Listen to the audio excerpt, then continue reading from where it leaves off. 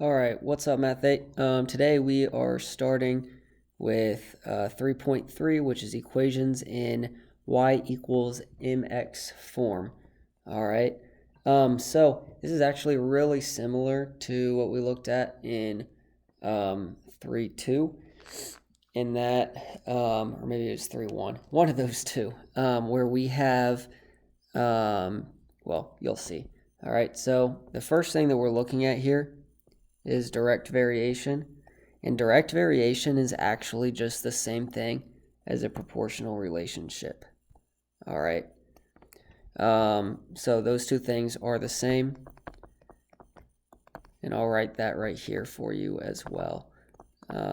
Just so you also know to write it down. So direct variation is equal to proportional relationships. All right, so we're just diving a little bit further into proportional relationships. All right.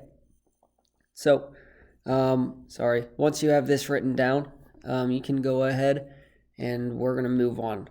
All right.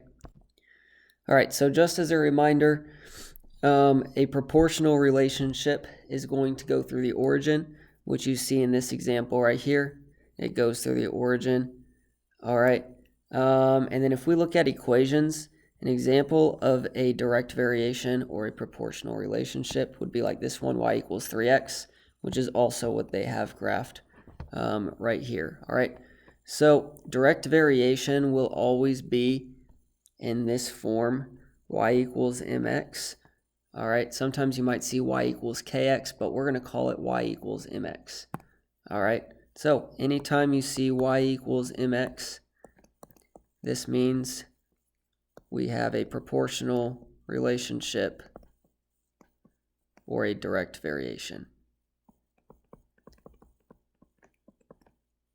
Okay, so that's another good thing to make sure you know and have written down as well. All right, so we'll go ahead and go on to this example. All right. It says the amount of money Robin earns while babysitting varies directly with the time as shown in the graph. Determine the amount that Robin earns per hour. Okay, so we have points along the graph, which they give us here. So they give us 2, 15, 3, 22.5, and 4, 30. All right, so we can look at the ratios just like we did earlier on in 3.1. Okay, and we can see that we've got 7.5 to over 1 for each of our ratios, or 7.5. All right, that tells us that this is proportional, which means it is a direct variation.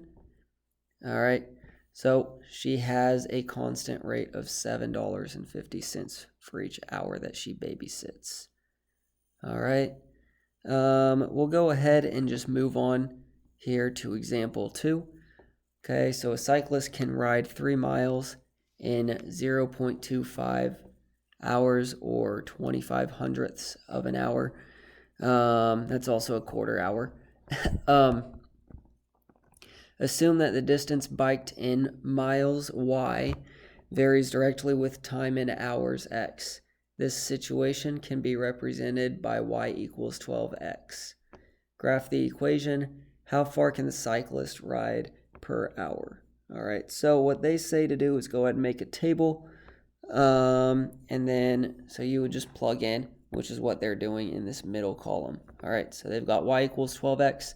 They're just plugging in their hours, so 0, 1, and 2. Notice they're plugging in the x value. That's how you're going to solve these. All right, that's how you're going to find your y values, is by plugging in those x values. So they plug in 0 for x right here. All right, and then they get y equals 0. And they do the same thing for 1 and 2 to get 12 and 24. And then that's visible here in the graph. So here's that 0.224, here's that 0.112, and here's the 0.00. All right. So because we have our rise over run, which you can see right here, right there, and you can also see, as you look at this, we go +1 each time and +12 each time. If we did our y over x, or rise over run, we would get 12 over 1, which gives us 12. All right, and then the cyclist can ride 12 miles per hour. Okay. All right, so once you've got that down, I want you to go ahead and try out example B on your own. So pause the video, try out example B, go ahead and graph it, and then find the cost per orange.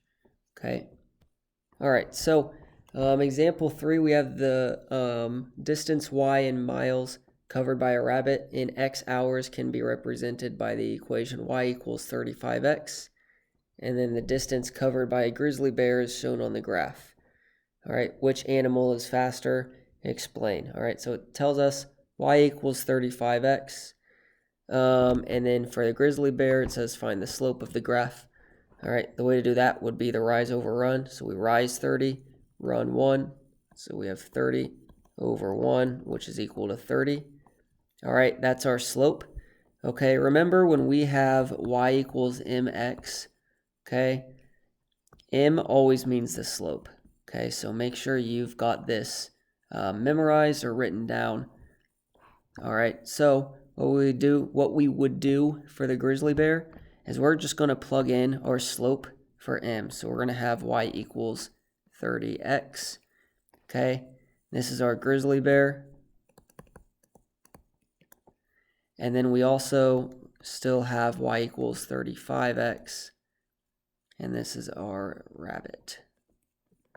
Okay, so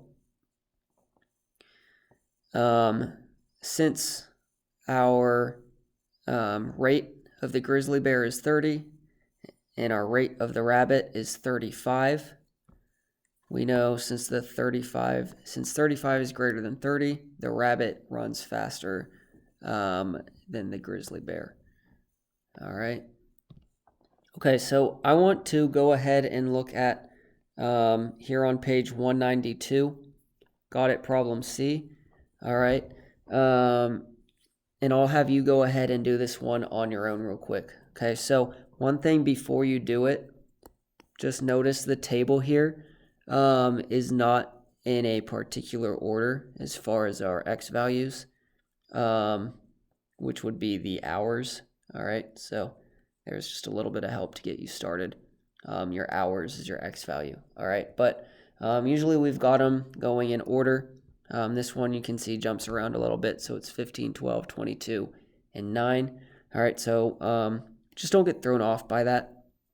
All right, so if you want to redo the table, you can, but it's definitely not something you have to do.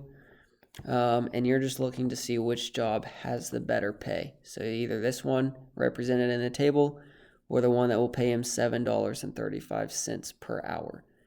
Okay, so go ahead and look at that one. Pause the video. When you're done, you can resume the video and continue on. All right, so this is our last example. We have a 3-year-old dog is often considered to be 21 in human years. Assume that the equivalent age in human years y varies directly with its age as a dog x.